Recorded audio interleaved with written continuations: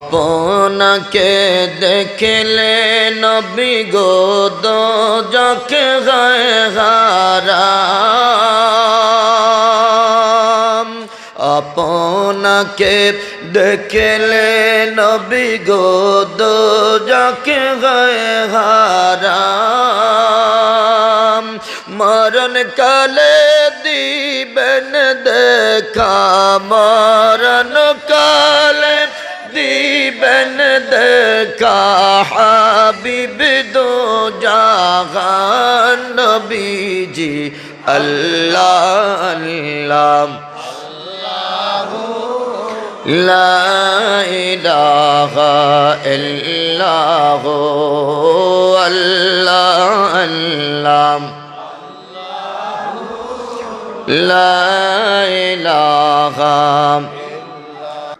আসিরগঞ্জ আলিম মাদ্রাসা ময়দানে আয়োজিত 81তম বার্ষিক আজিমুশ-শান ওয়াজ ও দোয়ার মাহফিলের সম্মানিত সভাপতি রব্বি করিম ডাক দেয়া বলে, রে ফেরেশতারা, এখানে যে পাগলগুলো বসে আছে তাদের কর্মসূচি কি, তাদের কাজ কি, তাদের আমল কি? ফেরেশতারা ডাক দেয়া বলবে, আল্লাহ এরা ইয়াযকুরুনাক ওয়া ইউসাব্বিহুনাক, তারা তোমার নামের তাসবিহ পাঠ করে, তারা তোমার নামের জিকির করে। আমার আল্লাহ ডাক দেয়া বললেন, ফেরেশতা তারা কোনোদিন আমি আল্লাহরে দেখছিনি। কথা বলেন, দেখছেননি? বলেন বলেন, দেখছেন? আমরা কেউ আল্লাহকে দেখি নাই, তবে আল্লাহ দেখার আশাও ছাড়ি নাই। কথা বলেন ঠিক কিনা? রব্বে কারিম ডাক দেয়া বলে, গোলাম আমি কথা দিলাম দুনিয়ার জিন্দিগিতে তোরা আমাকে দেখতে পারবি না, আমি আল্লাহ জান্নাতের মধ্যে তোদের সাথে আমি দিদার দিব। জোরে কোন সুবহানাল্লাহ। আল্লাহু আকবার বলেন। রে মুসলমান, আমি জানতে চাই আমরা আল্লাহ দেখতে চাই কি চাই না? দুই হাত তুলে বলেন, আল্লাহ দেখতে চাই কি চাই না? রব্বি কারিম ডাক দিয়ে বলল, ও ফেরেশতারা, তারা আমি আল্লাহকে দেখছিনি, কয় না তোমাকে দেখে নাই। আমার আল্লাহ ডাক দেয়া বলে, রে ফেরেশতারা তারা কিসের আশায় বসে আছে? এবারে ফেরেশতারা ডাক দেয়া বলবে, আল্লাহ তারা মুনাজাতের মধ্যে শুধু আপনার পক্ষ থেকে হাদিয়া জান্নাত চায়। জোরে কান সুবহানাল্লাহ। আমার আল্লাহ ডাক দেয়া বলে, ফেরেশতারা তারা জান্নাত দেখছেনি, কয় না জান্নাতও দেখে নাই। বলে যে আর কি চায়? বলে যে তারা তোমার জাহান্নাম থেকে মুক্তি চায়। আমার আল্লাহ ডাক দেয়া বলে, ও ফেরেশতারা তারা জাহান্নাম দেখছেনি, কয় না জাহান্নামও দেখে নাই। এবার রব্বে কারিমের পক্ষ থেকে এলান হলো, তোরা সাক্ষী থাক, যতগুলো পাগল এখানে বসে বসে আমি আল্লাহকে না দেখে, জান্নাত না দেখে, জাহান্নাম না দেখে আমার তাসবিহ পাঠ করতেছে, জিকির করতেছে, আমি আল্লাহ প্রত্যেকটা পাগলের জীবনের গুনাহ মাফ করে দিলাম। সূরাতুল বাকারা 257 নম্বর আয়াতের মধ্যে আল্লাহ ফরমান, আল্লাহু ওয়ালিয়ুল্লাযীনা আমানু ইউখরিজুহুম মিনাজ-যুলুমাতি ইলান-নূর।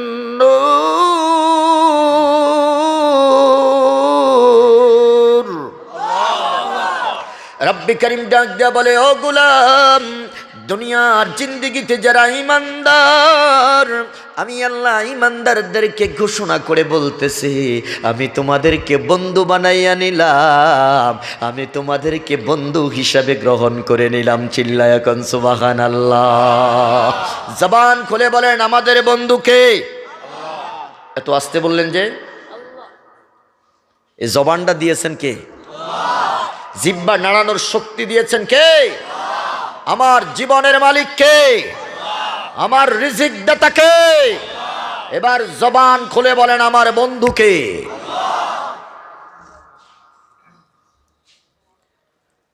রে দুনিয়ার মুসলমান, গভীর মনোযোগ দেন। আমার আল্লাহ ডাক দেয়া বলে, আমি হিন্দুকে বন্ধু বানাই নাই, ইহুদিকে বন্ধু বানাই নাই, খ্রিস্টানকে বন্ধু বানাই নাই, আমি কোনো কাফের মুশরিককে বন্ধু বানাই নাই, আমি বন্ধু বানাইছি ইমানদারদেরকে। রে ইমানদারেরা, আমি আপনাদের খেদমতে জানতে চাই, আল্লাহ যদি মুসলমানকে ইমানদারকে বন্ধু বানাইতে পারে, আমরা আল্লাহ পাকের গোলাম হয়ে আমার ইমানদার ভাইদেরকে বন্ধু বানাইতে পারে কি পারি না? মুসলমান ছাড়া মুসলমানের বন্ধু কেউ হতে পারে?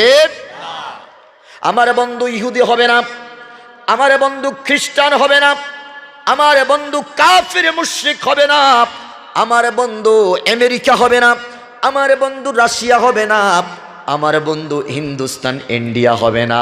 আমার বন্ধু হবে যেখানে মুসলমান সেখানে আমার বন্ধু হবে। কথা কোন ঠিক কিনা?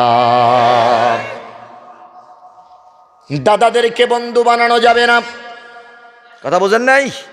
এরা এমন বন্ধু, স্বার্থের উপরে আঘাত পড়লে পরে পেঁয়াজ বন্ধ করে দেয়। কথা কয় না, জোরে বলেন ঠিক কিনা? এরা এমন বন্ধু, স্বার্থের উপরে আঘাত পড়লে পরে বন্যার বাঁধ ছেড়ে দেয়। আমরা মরিয়ার বাসি, এটার দিকে ওরা চায় না। কথা বলেন ঠিক কিনা? সুতরাং যারা স্বার্থান্বেষী, যারা স্বার্থকে প্রাধান্য দেয়, যারা মুসলমানের বিরুদ্ধে সব সময় হুঙ্কার ছাড়ে, যাদের হাত আমার মুসলমান ভাইয়ের রক্তে লালে লাল হয়ে গেছে, এরা কোনোদিন মুসলমানের বন্ধু হতে পারে না। কথা বলেন ঠিক কিনা?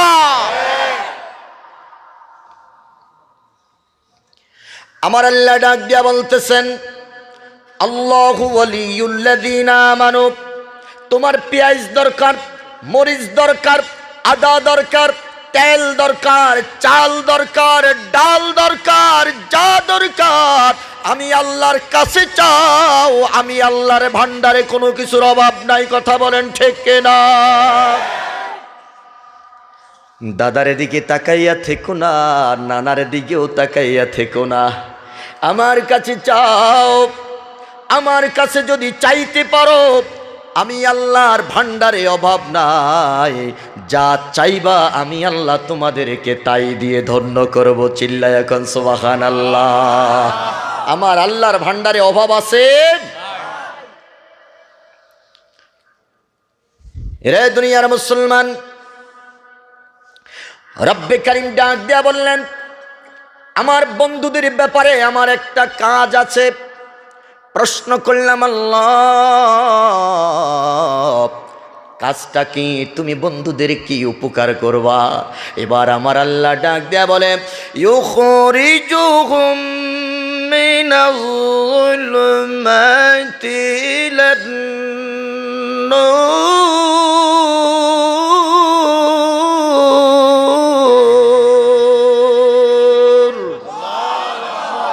রে দুনিয়ার মুসলমান, রব্বে কারীম ডাক দিয়া বলে, তাদেরকে আমি কুফুরির জুলুমাত থেকে টেনে আনি।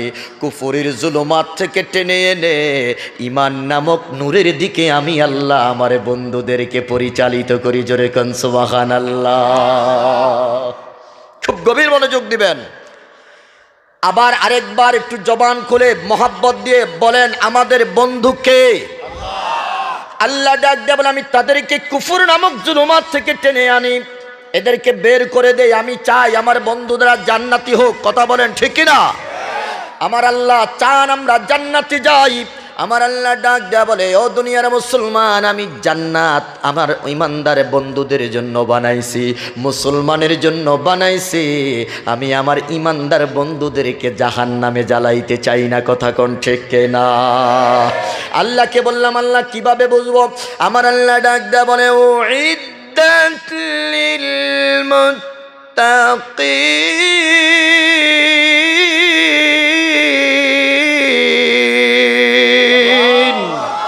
রব্বে কারীম ডাক দেয়া বলে, বন্ধু আমি জান্নাত বানাইছি, জান্নাত সাজাইছি।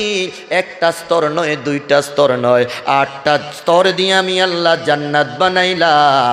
আমি এই জান্নাতটা শুধুমাত্র আমার ইমানদারে মুত্তাকি বান্দাদের জন্য বানাইছি। জবান খুলে বলেন, জান্নাত চাই কি চাই না? দুই হাত তুলে বলুন, আমরা জান্নাত চাই কি চাই না?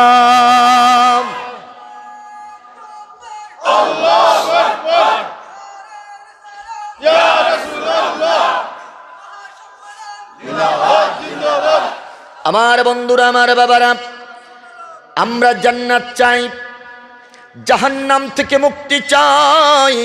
আর এই কর্মসূচিটাই আল্লাহ ইমানদার বন্ধুদের জন্য নিয়েছেন। সেটা হলো আমি তাদেরকে জাহান্নামের আগুনে জ্বালাইতে চাই না। আমার আল্লাহ ডাক দেয়া বলে, উইদ্দাত লিল কাফিরিন,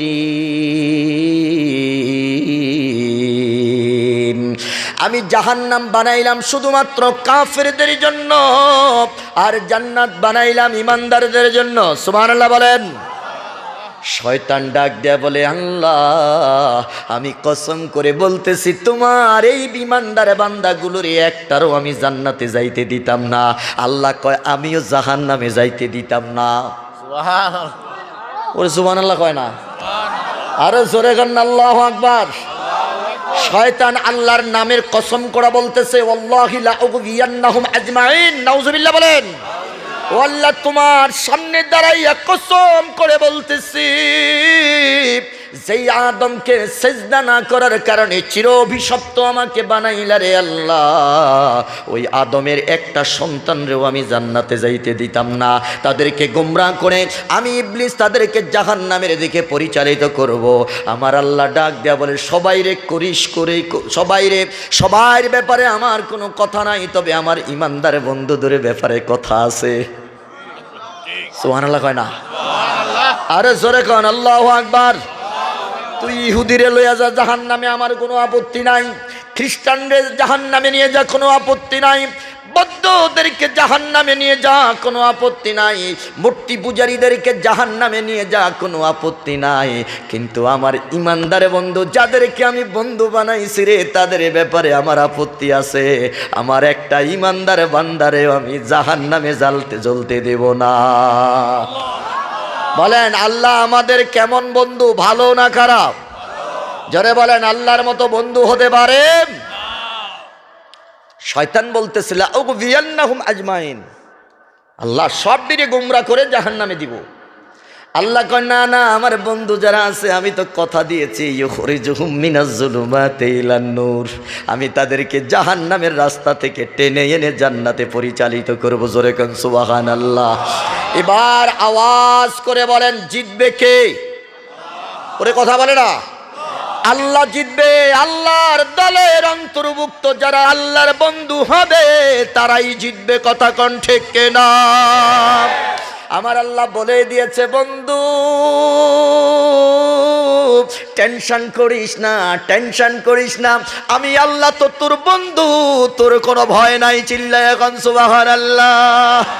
তোর হাতেই আমি বিজয়ের পতাকা দেব, তোর হাতেই আমি বিজয়ের পতাকা দিব। টেনশন নাই, আমি আল্লাহ যেই দিকে ক্ষমতাও সেই দিকে। কথা বলেন, আল্লাহ যেই দিকে ক্ষমতাও। দলিল আল্লাহ বলতেছেন, আলা ইন্না হিজবাল্লাহি হুমুল গালিবুন।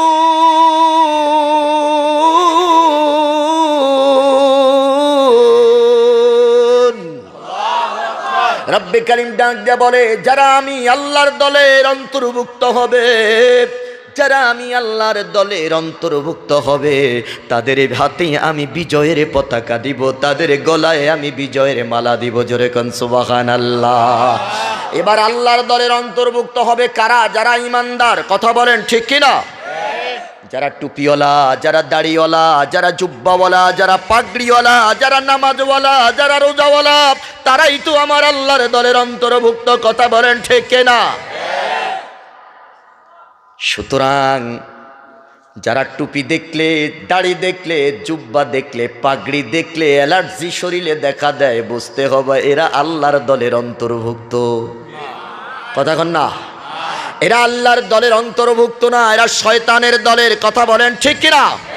কোরআনের কথা শুনলে যাদের গায়ে আগুন জ্বলে, কোরআনের কথা বললে যাদেরকে, আমাদেরকে যারা জঙ্গিবাদের ফতুয়া দেয়, মৌলবাদের ফতুয়া দেয়, নারায়ে তাকবীর স্লোগানকে যারা বুলন্ডিত করতে চায়, এরা কোনোদিন মুসলমানের বন্ধু হতে পারে না, এরা মুসলমানের দুশমন। কথা বলেন ঠিক কিনা? আল্লাহু আকবার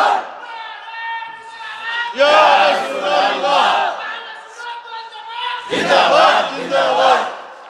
রে মুসলমান, আল্লাহর বন্ধু যারা তারাই তো আজান দিবে, তারাই তো ইকামত দিবে, তারাই তো মসজিদে জামাতের সাথে নামাজ আদায় করবে। কথা বলেন ঠিক কিনা?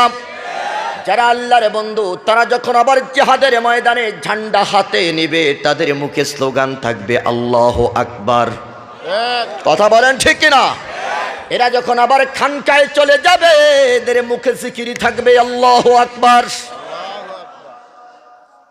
মসজিদেও আল্লাহু আকবার, রণাঙ্গনেও আল্লাহু আকবার, রাজপথেও আল্লাহু আকবার, খানকার মধ্যেও আল্লাহু আকবার। কথা বলেন ঠিক কিনা?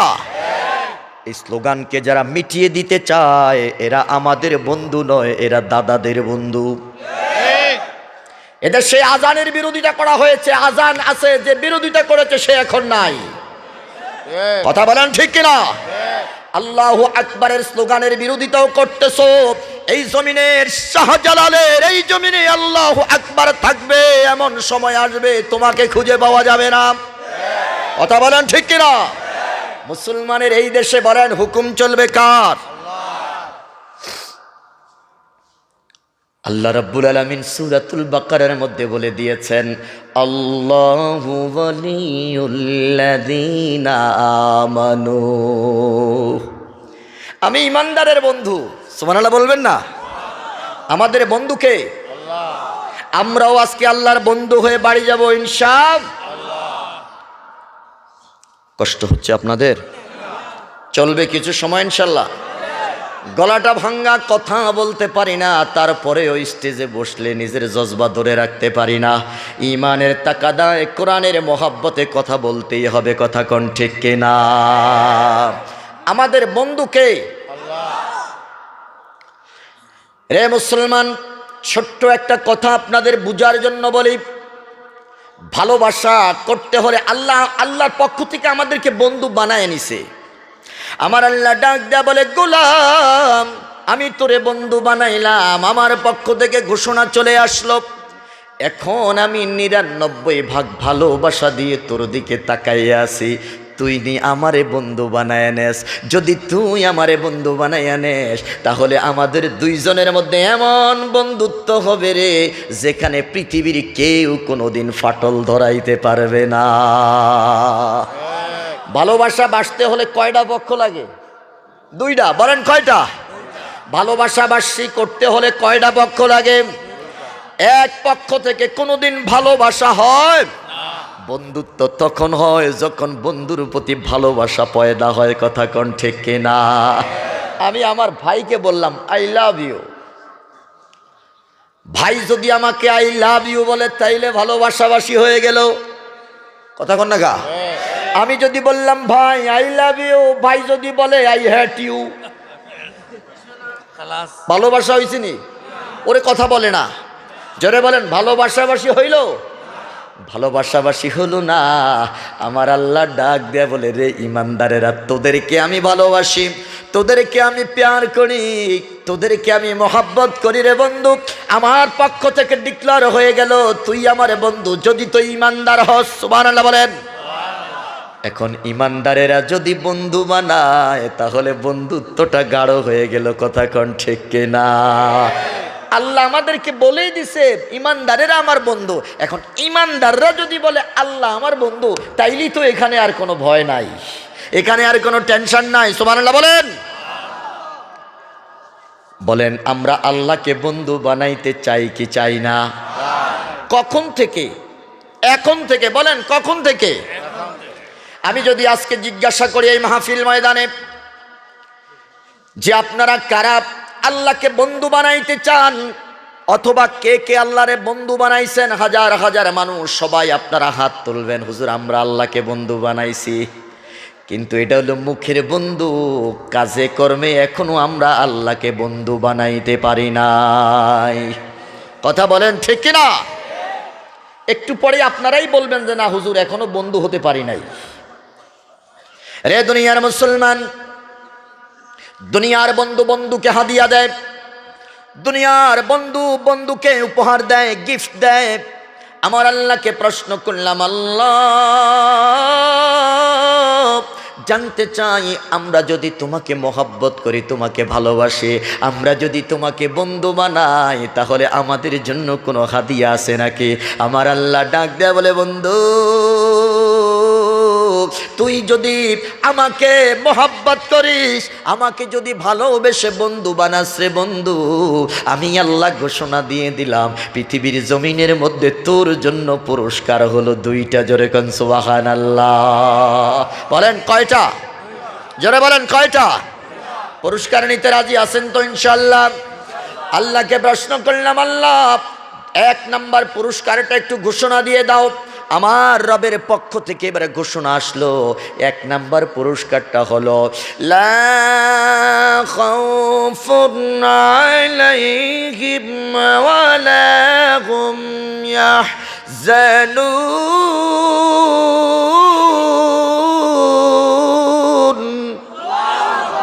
রব্বে কারীম ডাক দিয়া বলে, তুই যদি আমারে বন্ধু বানাস, আমি তোরে বন্ধু বানাইলাম, তুইও যদি আমি আল্লাহকে বন্ধু বানাস, আমি আল্লাহর পক্ষ থেকে পুরস্কার হলো রে গোলাম, আমার পক্ষ থেকে পুরস্কারটা রিসিভ করো। সেটা হলো দুনিয়া আখিরাত উভয় জগতে তোর কোনো ভয় নাই, তোর কোনো টেনশন নাই। জোরে কোন সুবহানাল্লাহ।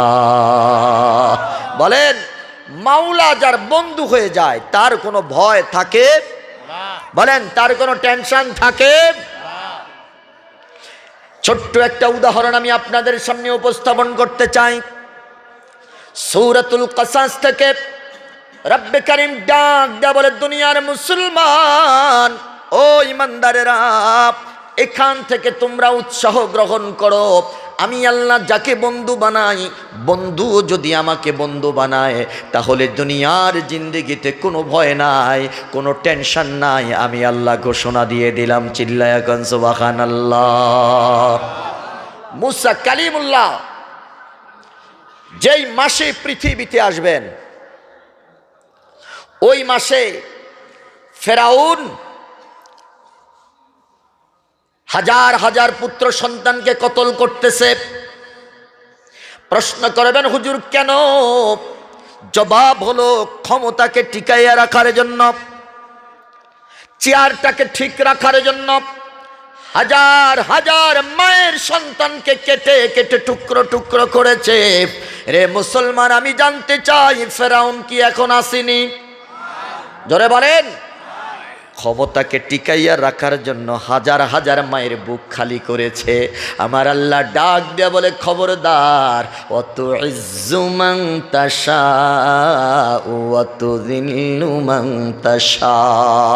আমি আল্লাহ যারে ইজ্জত দেই, যারে চাই তারে ইজ্জত দেই, আবার যারে চাই ক্ষমতার চেয়ার থেকে টেনে এনে বঙ্গোপসাগরে নিক্ষেপ করি। কথা কোন ঠিক কিনা? দেখো, ফেরাউনের কাছ থেকে দৃষ্টান্ত নাও। নীল নদের লোহিত সাগরের মধ্যে আমার আল্লাহ কাদা মাটি মুখের ভিতরে ঢুকাইয়া তারপরে ফেরাউনরে মারছে। তার অপরাধ, সে কখনো হকের পক্ষে কথা বলে নাই।